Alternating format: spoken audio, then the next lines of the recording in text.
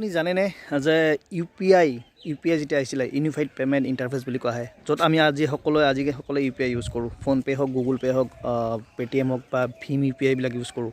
তো U P আই আমাৰ start কৰিছিলে ইণ্ডিয়াত, আৰু ইউ পি আইটো ইমান পপুলাৰ হ'ল, স্পেচিয়েলি যেতিয়া লকডাউন হৈছিলে, লকডাউনত আমাৰ সকলোৱে আমি অনলাইন পে'মেণ্ট কৰিবলৈ শিকিলোঁ। তো ইউ পি আইটো আমাৰ ইণ্ডিয়াৰ প্ৰথম হয়, আৰু এতিয়া ৱৰ্ল্ডত ইমান ফেমাছ হৈ গৈছে যে এতিয়া লাহে লাহে আদাৰ কাণ্ট্ৰিবিলাকৰ ইউ পি আইৰ যিটো ফৰ্মুলাটো আছে, ফৰ্মুলাটো ইউজ কৰিবলৈ সিহঁতক চেষ্টা কৰি আছে বা ষ্টাৰ্ট কৰিছে। এতিয়া ইণ্ডিয়াৰ ৰিজাৰ্ভ বেংকে 1 নৱেম্বৰ 2022 আৰম্ভ কৰিলে লঞ্চিং কৰিলে মানে CBDC, যিটো চেণ্ট্ৰেল বেংক ডিজিটেল কাৰেঞ্চি বুলি কোৱা হয়।